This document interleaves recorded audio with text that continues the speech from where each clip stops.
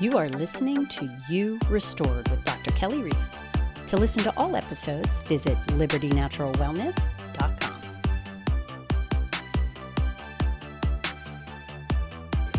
I'm going to start today with a story. I had a friend who injured her knee. She went to her doctor and she was crying because her knee hurt so bad. Doctor sits back, gets out a script pad, rips off the script, hands it to her. It's a script for Prozac.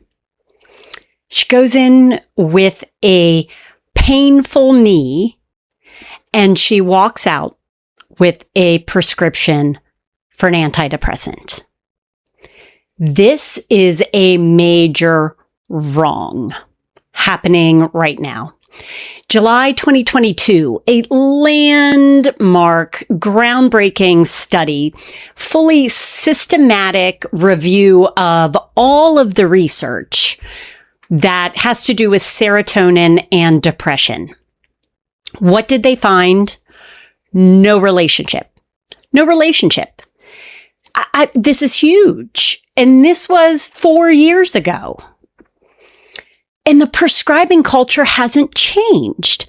The academics all know that serotonin and depression are not linked. But the prescription for SSRIs, which is selective serotonin reuptake inhibitors, so prevents serotonin from being pulled back in by the body so that it can't be used in the synapses, the prescription still is being handed out like candy. And here my friend goes to the doctor with a painful knee. The knee wasn't even addressed. Prescription for Prozac. This, I want to challenge you a little bit to rethink what the word depression means. Because now there is no real justification for SSRIs, the main antidepressant handed out. There is no justification. And there are challenges with that, which I'll get to here in a few minutes. Think about diabetes. Diabetes, there are tests. There are blood tests that one can get to say, wow, you have high blood sugar. So this is, crossing this line, so it is diabetes. There are no tests for depression. In essence, it's a checklist of feelings. It's a checklist of feelings. There's no test to run to see if you have depression. It's, okay, you have fatigue. Check. You are flat, don't really have, experience a lot of joy, maybe lack of interest, low motivation. And, sleep could be disrupted. Maybe there's brain fog. There's a whole list of symptoms that we're checking off and saying, okay, this classifies as depression. Here is your SSRI medication. And women more than men get diagnosed with depression. And people are handed this script with the thought of, I am low in serotonin, therefore giving me something that increases my serotonin should help me. I get it. Makes total sense. We are living in a world that we are looking for quick fixes. Very important. I am not judging someone who goes on an SSRI. That is not what I'm saying at all. But because they are taking this medication with the idea that this is going to help me, it is a chemical imbalance. That has been disproven. There is no test for said chemical to say that it is imbalanced.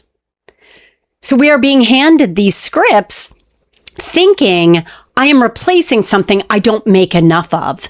And, a lot of people do feel better on these medications. So I want to talk about why I think that is.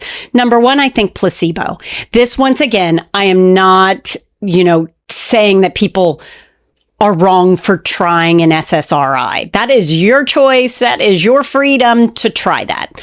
But I do think, oh my goodness, I'm being given something that I am low in. Therefore, I will automatically feel better because I'm being given that substance, serotonin, or being allowed to hold on to more of the serotonin.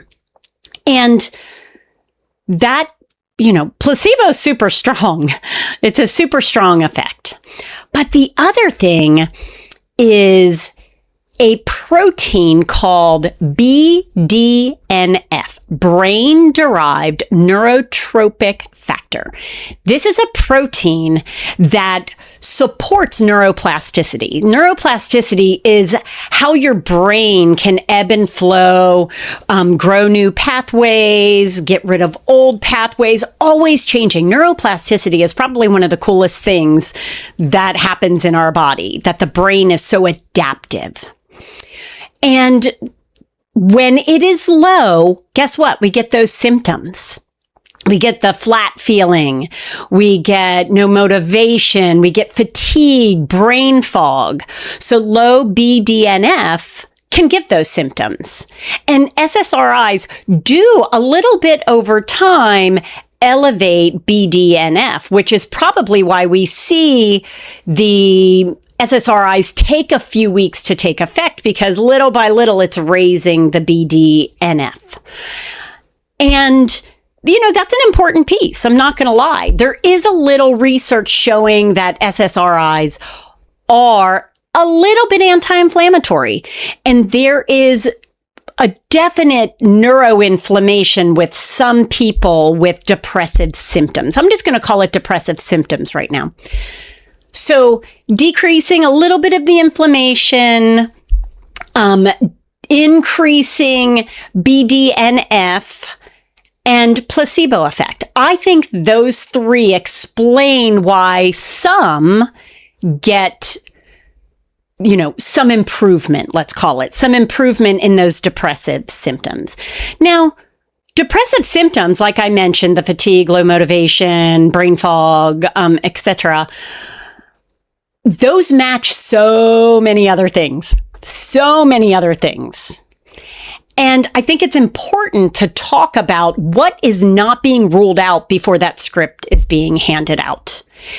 And once again, I'm going to talk about here in a second the challenges with the SSRIs and what happens. Hormones. Progesterone, specifically, progesterone deficiency.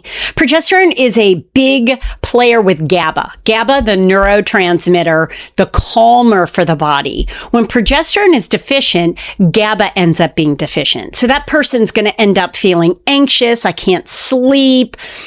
With lack of sleep, you're going to have fatigue, brain fog. So progesterone deficiency is a real factor with these same symptoms. Estrogen dominance, which usually it goes hand in hand with progesterone deficiency. When estrogen is dominant, then you're going to have lower progesterone relatively. And so estrogen dominance, very inflammatory, very aggravating to a body. Testosterone deficiency, low motivation, top. Low motivation, especially in a woman with low testosterone. Now, I'm not saying go run out and get your bioidenticals. You've heard me talk about that. What I am saying is let's fix root cause issues. Let's really talk about what this stuff is. So we're not ruling stuff out before we throw that script out there. Gut dysbiosis. So we know leaky gut, big factor in a lot of people. If we have these bacterial products, lipopolysaccharides or inflammatory molecules leaving the gut, getting into the bloodstream, boom, we have those same symptoms. And it's a real big issue for a lot of people. Thyroid. If your thyroid isn't being addressed or tested properly, TSH, free T3, free T4, reverse T3, thyroid antibodies at a minimum. And you have what would be maybe considered subclinical hypothyroid, or not even subclinical hypothyroid, but autoimmune like Hashimoto's without the hypothyroid aspect, you're going to have all those symptoms. Absolutely. Lack of nutrients. I see this a lot. You might not like what I'm about to say, but a plant-based diet, which is naturally low in B vitamins because those are predominantly from animal-based foods, except you can take a supplement. Most people don't take the right form of B vitamins. And in general, we are lacking in nutrients in our bodies just from the foods we eat and our lifestyles. We're burning up our B vitamins and things like that. MTHFR, methyl tetrahydrofolate reductase.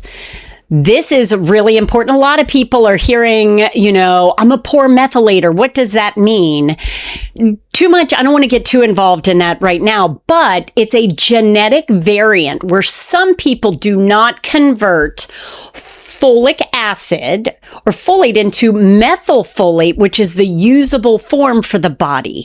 Predominantly, or a lot of methylfolate is used in the brain to keep inflammation down, for nutrients and things like that. So if you are if you have a genetic mutation and you are a poor methylator, then you definitely, that is a huge factor with depressive symptoms.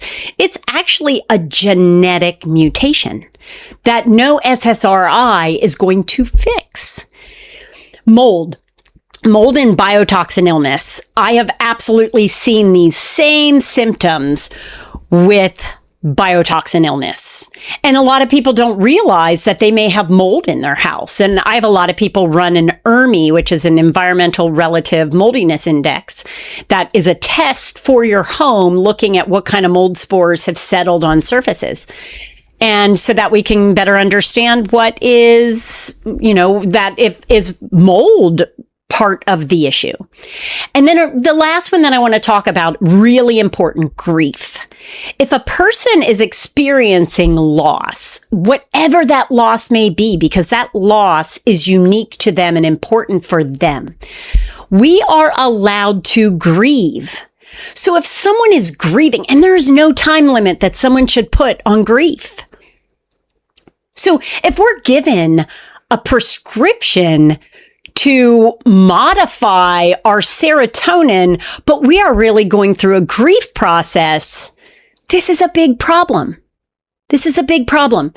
Now, I promised to talk about what are these SSRIs doing to our body.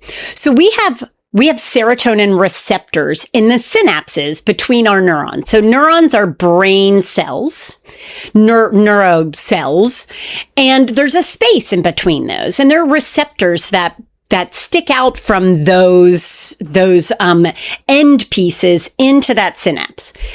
And the SSRIs, they downregulate. New study, July 2025, big one that shows the downregulation of the serotonin because the synapses get flooded with serotonin from the SSRIs. So there's a lot of serotonin floating in those synapses.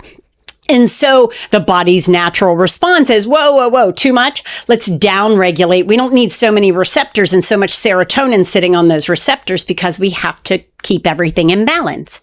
So they downregulate. They close up shop. So it's like businesses that shut down. And then we now remove the SSRI. So now we have a smaller flood of serotonin in those synapses. And now we have less receptors to catch that serotonin. And guess what they found? That there are up to 3 years, some people never upregulate those receptors again. That there are detrimental long-term responses by the body that they don't just return to normal.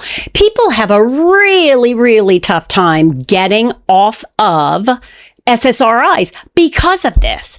And it came out in July of last year. A lot of interesting research over these last 4 years that tell us SSRIs are not the Answer: what's happening underneath to give those symptoms? So a friend of mine walks into the doctor, gets handed a Prozac prescription because of knee pain. Not assessing, quick 5 minutes in and out, no assessment. You have to demand more. We have to understand what's happening beneath the surface, giving those symptoms. Way too many things match those symptoms, those depressive symptoms that, and it's even tough to say. The symptoms are real. The symptoms are real, but we've got a real problem with the depression diagnosis. It is dramatically overused. And I start to wonder, without having true data to say that exists, I think it's a bunch of other things happening. I think it's neuroinflammation, hormone imbalance, gut dysbiosis, mold, grief, thyroid issues, MTHFR, inflammatory cytokines floating throughout the body. And, absolutely. Guess what some of the things that downregulate that BDNF, the brain-derived neurotropic factor? Chronic stress. So high cortisol. The other thing, low exercise. So lowering your stress increases BDNF. Exercising, particularly weight-bearing exercise, increases BDNF. There are so many things. Nutrients, getting the nutrients in your body, improving your gut microbiome. They increase BDNF. BDNF is made throughout the entire body. That's a huge factor in depressive symptoms, is having low BDNF. So if you're not looking at deeper issues, I always say chronic stress is a tippy top of issues in health. But hormones, gut, all the things that I talk about. So dig deeper, dig deeper. I'm Dr. Kelley. This is You Restored, and I'm urging you to make sure you're not just looking for that one simple fix, that you want to know your whys.